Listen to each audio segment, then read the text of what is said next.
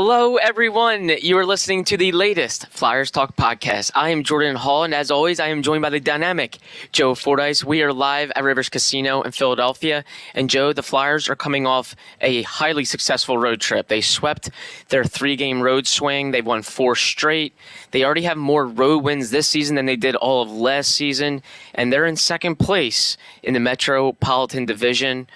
Joe, on this road trip, what stuck out to you most? What were the biggest positives that you saw in these 3 games? So, what I'm gonna say is being undermanned and playing back-to-backs. It's almost as if this team, they have ignored you're not supposed to win this game. You're not supposed to be this good. Kind of just put all that aside because there's a lot of that talk, and it's starting to feel like the only people who didn't think that were them. Yeah. John Tortorella on down the roster, including the front office, because when we talked to Jonesy earlier in the year, and he wasn't surprised by their start when seemingly everyone else was. And it just continues to be like, this is going to be a tough one against the Jets tonight, and they go out and win 2-0. I mean, I don't know what more you can say about how this team continues to defy the odds and the sort of the schedule when it's stacked against them. And you hear John Tortorella talk about the schedule, and whether he's doing it for mind games or not, he'll talk about the schedule like it's stacked against them, and then the players go out and play like it's not. And it's really a testament to the guys on this team and the coach, and I think the messaging and the attitude from the front office on down, it's always been consistent. And you notice they keep winning, but they're not talking about, you don't hear people talking about like in the spring, in the playoffs and blah, blah. Nobody's talking about that. They're talking about right now. And they're talking about, we got Dallas on Thursday or Dallas and Colorado coming in. You don't hear them talking about next month, 2 months, anything like that. And I think it's an interesting approach. I don't know that I believe John Tortorella when he says he's not looking at the standings, but whether they're looking or not, it's not affecting their play. Nobody's getting caught up in, hey, we're in second place or we're in third place or we're in a wild card or these teams are breathing down our neck. They're just going out, playing the team that's on the schedule, and then moving on to the next game. And really, I mean, when you factor it all in, we did a little segment the other night on pregame about the signature wins this team has, and there's nothing to let. I mean, they beat Vancouver twice. I know one of them was in the beginning of the season, but you beat Vancouver twice. You went to Denver and you won against the Avalanche in their building. You beat the Jets in their building. I mean, you beat the Kings in their building. These are not wins to just kind of like say, it's not like, you got lucky, or these are big time wins. And I don't know if teams are taking the Flyers lightly, but I don't get the sense they are. And if they're taking them lightly at this point, then that's their problem. Because I don't even know if it is an argument they're the biggest surprise in the NHL. And they're one of the biggest stories in the NHL so far. Yeah, you look at the signature wins. I mean, they've played the Jets and Canucks a combined 3 times. They won all 3 games by a combined score of 8-1. I mean, those are the 2 top teams in the league. They've given up 1 goal in 3 games. Like they've signature win after signature win. And I thought the road trip, Joe, really showed me their depth. And the reason why we saw their depth was because they missed Sean Couturier for 2 games. They missed Jamie Drysdale for 2 games. And they won in different ways. I feel like teams with good depth that can make up for absences, they win in different ways. And we saw that over the course of the road trip. They had a comeback win against Minnesota. They had a game where they really dictated play against Winnipeg. And then the final game of the trip where maybe they're a little tired and they played with the lead the entire time for the most part against St. Louis. They never trailed in that game. So they're winning in different ways, and they did it without Couturier for 2 games. That's pretty impressive. Yeah, and if you look at just the teams you mentioned there, the Jets and the Canucks, that they are an offensive powerhouse. They score a ton of goals, and the Flyers beat them. The Jets are a defensive team that don't give up any goals. They don't score a ton, but they don't give up any goals, and the Flyers beat them. So you mentioned they're winning in different ways. It seems like whatever that particular game requires, they come out and they're prepared to play that way. And It's really impressive. And, these are. Listen, I'm not saying they're traveling, on coach with, crying kids behind them, but it is a lot of travel. And it's not like they're going in and out of cities that are easy at this time of the year, Minnesota, Winnipeg. I mean, you look at some of the temperatures at that last trip that they were at. I mean, it's not like it's the easiest travel in the world. With that said, they haven't come out of the gates. I know they got down in a couple of games, but it's not like they've come out of the gates and you're like, wow, this team looks really sluggish. I haven't felt like that in any of the games. And you would expect it to happen. The Winnipeg game is a back-to-back. You're missing players. You're playing the best team in the NHL in a tough building to play in. That would be a game where you would expect a young team, or any team for that matter, to come out a little sluggish. And they just didn't. They didn't at all. And sometimes you'll see teams with their goalies, they'll fall off maybe with their backup, or their starter obviously is better than their backup, and they ride that starter, and then they look like a different team. I mean, for the most part, they've rotated Hart and Ersson for quite a bit now, and they don't miss a beat. It's just like it doesn't matter who's in net. Ersson delivers the shutout against Winnipeg. Hart wins the other two games of the trip. I thought he was really good against St. Louis. And he's given up 3 or fewer goals in 18 of his 23 decisions this year. And we all know the run that Ersson's been on. He's been fantastic.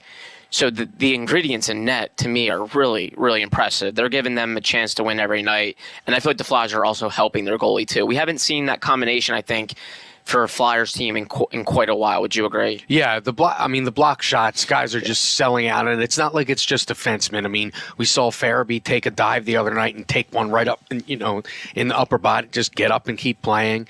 I mean, all these guys have bought in. They're helping their goalies out, and then when the shots don't get blocked, the goalies are stopping them. And when the NCAA tournament is approaching, and they start doing those things where they put the question mark and they put a team's resume, this team versus this team. Yeah. So if you did that with the Flyers goaltenders and you put their numbers side by side and took their names and pictures off, I don't think anybody could tell you who the starter is. Yeah. And I think that's huge. I don't know that that's a formula to win in a playoff series, for example. We haven't really seen that. That's not what history would tell you. That's not the way to go in the playoffs. But for right now, when you're getting this kind of play from both of these guys, why not keep it going? I mean, you're keeping both of them fresh. Both guys seem to be in on the plan. It doesn't seem like anybody's getting frustrated with lack of playing time or anything like that. So, of course, Carter Hart has had some illness issues, which was, that's Ersson was able to build up a lot of starts over that time. So I think that has benefited everybody. And, these two guys motivate each other, I think. At least it seems that way. And that isn't a bad thing for a team that is – I mean, we've talked about how they're learning how to win. I think they've learned how to win. I think they know how to win. And now it's just a matter of their – talent going out and producing the way they're capable of, because they're doing it without a star. There's been a lot written and a lot talked about how this team doesn't have a star, but the Carolina Hurricanes don't have a star. I'm not sure. Vancouver has Pettersson, but it's not like Vancouver has tons of stars. So I don't necessarily think that's a necessity in the NHL when you play a team game that's solid on both ends. And that's what the Flyers have right now. Celebrity cook Steve Martirano brings his Italian-American cooking back home to Philly. Enjoy Martirano's Prime at Rivers Casino and Steve's famous meatballs with Sunday gravy, prime steaks, and more. Make reservations for Martirano's Prime on Open Table. Joe, I do feel like that's going to be a thing we hear a lot is the Flyers don't have a star, but I feel like they do have a couple names. I mean, to me, Sean Couturier is a name. It's a name that's fallen off a little bit because of the injuries and the 22 months he went without playing a regular season game. And Travis Konechny, I think, is really getting there. He's starting to blossom into a name. And Tippett's getting there too. Yeah. And I guess when I say star, they don't have a McDavid, Crosby, like a McKinnon. Yeah, but a lot of teams don't have those. Yeah. I mean, we just named 3 of them. Who has other guys like that? It's not like every team that's ever won in this league has had stars. The St. Louis Blues, for example, won the Stanley Cup in 2019. They didn't really have a superstar on their team. Yeah. And I am not saying this team right now is thinking about winning the Stanley Cup. Yeah. But what I am saying is you can win in this league without a bona fide superstar on your team if everybody that's playing chips in. And that's what we're seeing a lot of right now with these Flyers wins. It's different guys every game. It's Tippett for a stretch, and it's Konechny for a stretch. And then, Ryan Poehling gets in the mix, and he's scoring goals. And you have Garnet Hathaway out there every night just being noticeable and making key plays. You have the defenseman chipping in. You have the block shots. You have a lot of things that when you put them together right now, it's equaling a lot of wins, getting points, and really, making it interesting in the Eastern Conference, because I think a lot of these teams that are below the Flyers right now, the Penguins, the Devils, I'm pretty sure they didn't before the season think about the Flyers as being an obstacle that they would have to get around to just get in the playoffs, and now they are. I agree too. I think if you have a balanced team and if you're well coached, I mean that gives you a chance to be in a playoff push like the Flyers are. And I'm with you. I'm not saying they're going to make a run to the Stanley Cup. The fact that they're in a playoff race right now is a positive, I think, for the Flyers and their process, especially in off season with so much change, all these rebuilding type of moves, and the organization really embracing rebuild. And then here they are; they're actually making things interesting, and fans, I think, are going to start coming back to the building. That's all a positive. But I think they're just a well coached team that's balanced, and that gives you a chance. Joe, I think one thing that's been debated, and it's going to be debated even more as this season moves along here, are the Flyers for real? Are they a team that can actually stay in this playoff race and grab a playoff spot and maybe do something with this season? It's over halfway through the season now. How do you feel about it? I think at this point you have to say it's for real, because the reason they're successful, what I just mentioned, they're getting scoring up and down the lineup. They're showing depth. Now, they're staying healthy. So that could always derail anything. It could derail any team. A team full of superstars could be derailed by injury. But injury aside, this is absolutely for real, and it's because of the way they play in terms of the blocking shots and everyone buying in and sort of protecting the house. And that is something that we've seen John Tortorella have success with in other places where they didn't have stars. So I have to absolutely say they're for real. And I would just say when you just alluded to their growth, and if we remember when the Flyers played the Rangers earlier this year and how wide of a gap it seemed like between the Rangers and the Flyers. Last night, the Rangers entered their game last night 2 points ahead of the Flyers in the division. If you think about how far the team's come since that time they played the Rangers, I mean, that right there is proof enough that, now the Rangers have dipped a little bit, but, that is quite if you went out and told the average fan that last night, even watching how the Flyers have played this year, if you went and said, well, the Flyers are only 2 points back of the Rangers, I don't think most people even know that. Yeah. It's because it's not a thing where the Eagles were still going on, Sixers are playing well. I'm not sure everybody is catching up to this yet, but I think it starts now. The Eagles are out of the playoffs. People are looking for something to latch on to. And we've already seen it in the building.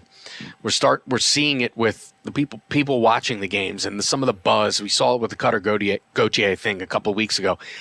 There's starting to be some buzz, and I think it's really going to pick up now. Absolutely. And I'm at the point where I need to see them fall off to believe they're going to fall off. You just keep waiting. You keep wondering how often is it still too early? This is over halfway through the season. They're over halfway through the year, and they're in second place, and they've got 6 wins over top 10 teams. They've got 3 wins over the top 2 teams in the league. And Yeah, I'm at the point where I really need to see it to believe it, that they're going to just fall off the side of a cliff. I don't think it's going to happen. I think they're going to stay in the race all the way up until the trade deadline. I think March is going to be awfully interesting to see what they do there in terms of their team and makeup. Joe, one thing I do think is worth watching is their schedule is still really tough. They still have to play. They have not played 4 of the top 5 teams in the Atlantic Division. So they still have 12 games against the Bruins, Maple Leafs, Lightning, and Panthers.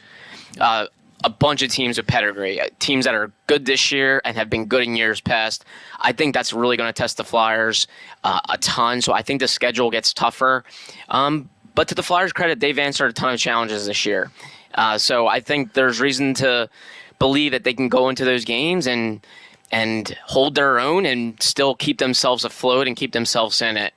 But without a doubt, I mean, they've answered the bell in a ton of ways.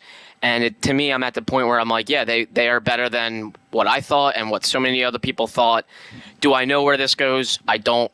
But I do think they are exceeding expectations by a lot, and it's over halfway of a sample size. I mean, it's not a month, it's not a winning streak. This is over half of a season. Yeah, and some of these games, you go into them, and they get down a couple of goals. They've gotten down 3 goals, and you almost have this feeling like, oh, is this where it comes apart? And then it doesn't. Next thing you know, it's 3-2. They're back in the game. They win the game. They take the game to overtime. They don't get blown, like they don't get blown off the ice. Yeah. This is what we've seen in the past few years. 3-0 turns into 5-0, or these turn into these catastrophic losses. It's not happening this year. And to me, that is the key. If you're never out of a game, you're going to win a lot of games. And I think it wears on an opponent's psyche when you get up on a team and you kind of back off, and then they're right back in there. And now teams are going to know they can't take this team lightly now. You mentioned some of the teams they haven't played yet.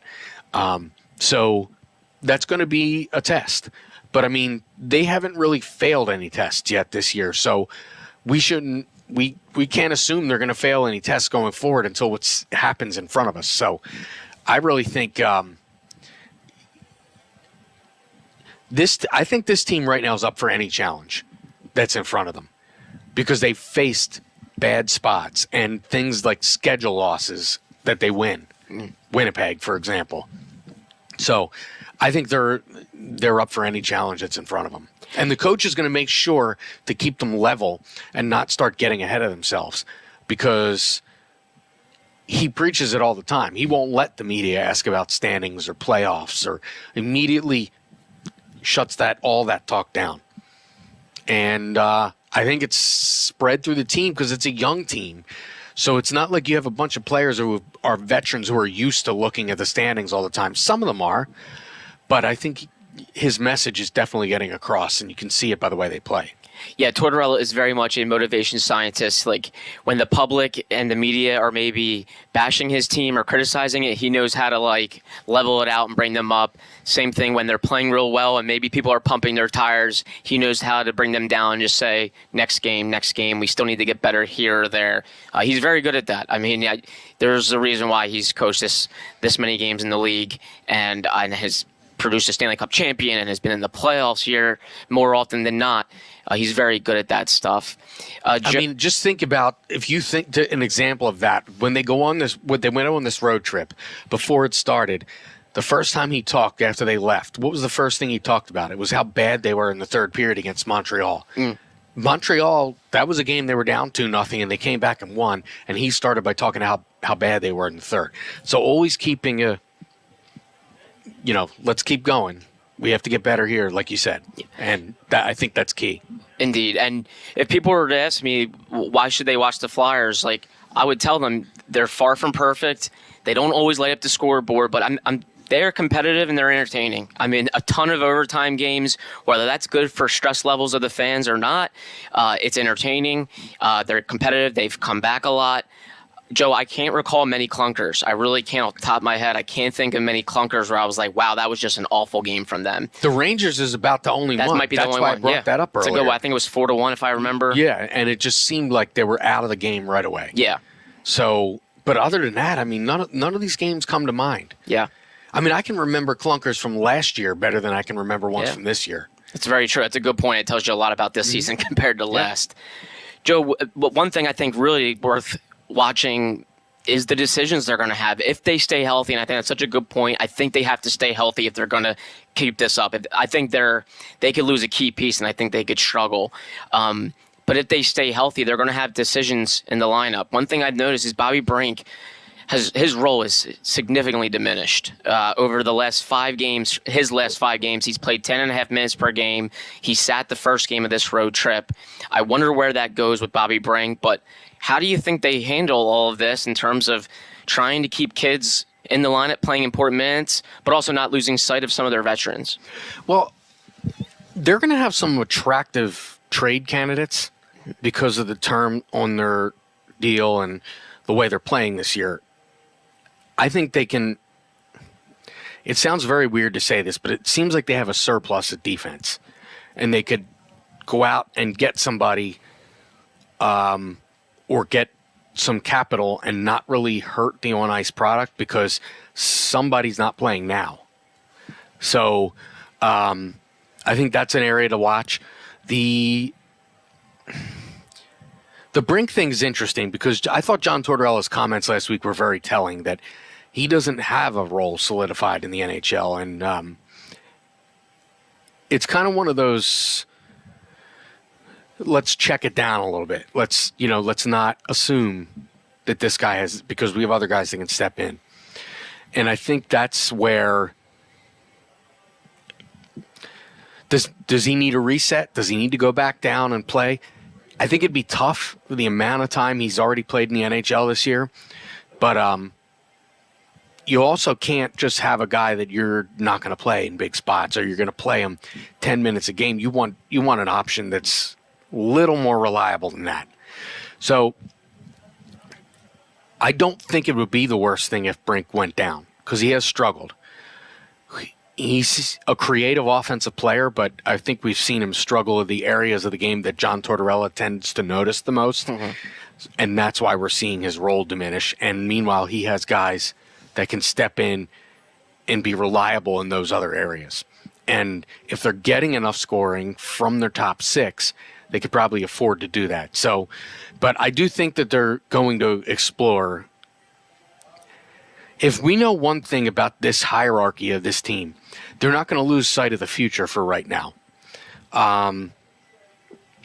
We even talked last week to John Tortorella, and he started talking about a team that started he didn't name the team. He started a rebuild, and then they made a big signing, and they kind of lost sight of the process.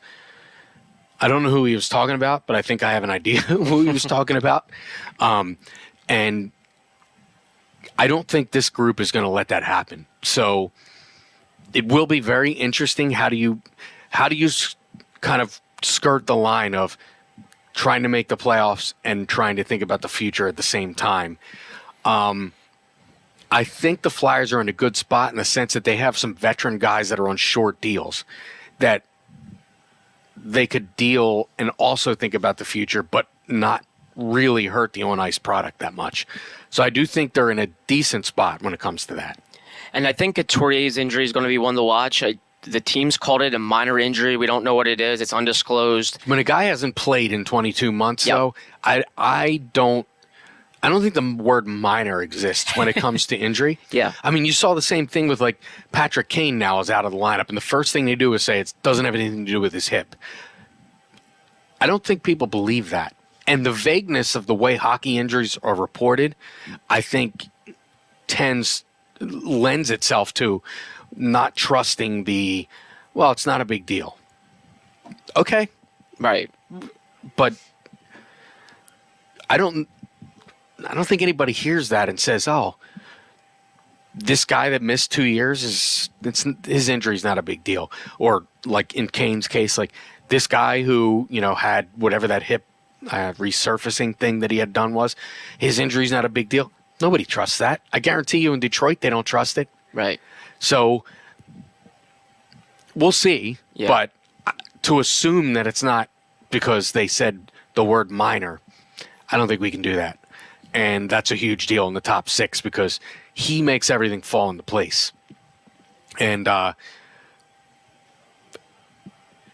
we talked a lot about how they can sustain this if they stay healthy. I feel like losing Sean Couturier would be like losing 2 players. So that it's a key thing, and they need to stay healthy to survive this, especially when you mentioned the teams that they haven't played yet, that they have 12 games against. Yeah, I still think Couturier is still awfully important, that if they were to lose him for a significant amount of time, they would really struggle. And I think if he plays Thursday night to open this homestand, that's a really great sign. If he doesn't, I mean, I think some concerns are there because he didn't play the last 2 games. He had 2 days between games. They didn't practice today or on Tuesday. So if he was not good enough to go on tomorrow night, Thursday night to open this homestand, I think that would raise some eyebrows and create some concern. But Couturier's injury will be worth following because it'll, of course, make at least their decisions a little bit easier at forward. But with Brink, I think they're probably talking a lot about Brink right now that they're back home. I believe the people upstairs and the coaching staff are probably convening and talking a lot about where they want to go with Brink. I think the good thing about Brink is I do think this team will struggle to score at times, and I think he's just instant offense. I think he can give them a jolt of offense when they need it. So that's something to keep an eye on. But I just don't think it's healthy for him to be playing fourth-line minutes. I mean, he's had a number of games here. I think 3 in the last 5 of his games, he's played under 10 minutes. I mean, he shouldn't be playing 9 minutes. At least have him in the 12, 13, 14 range. And the last few years, we talked this way about Morgan Frost. This is not a player that you have up there to play on the fourth line. Right. Brink is not a player that you have to play on the fourth line. He's a small guy, offensive upside, shifty forward. That's not a player that plays on the fourth line and plays fourth line minutes. If he's going to play that, he should go down to the Phantoms and play more. Because you don't. Brink is in the lineup for his offense. Frost is in the lineup for his offense. They're not in there to play on the checking line. Yeah. So playing him on the checking line, I think it almost works against those type of players. So there is a decision to be made. Yeah, great point. For players that need confidence when they score, or to score to have confidence, if he's playing on a checking line, it's not doing the player any good. But these were the challenges, Joe, that I think we knew would be prevalent with the Flyers in a rebuilding season. If they were to actually surprise and win, you have to balance the future with the present of wanting to win games that night and also still develop players. And I think this is going to be a running theme all the way through March, and we'll see where it goes with this team. But, Joe, we will talk all about it right here on the Flyers Talk podcast. The Flyers come back home, big 4-game homestand Thursday night, pre- and post-game live, produced by our very own Joe Fordyce. Joe, thank you so much. Great to see you. Great to chat with you. A big thank you to Ben Berry, our podcast producer and guru. And Flyers fans, of course, as always, thank you so much for listening to the latest Flyers Talk podcast. We were live at Rivers Casino in Philadelphia. Wherever you get your podcast, please rate and listen. And we cannot wait to talk to you next time.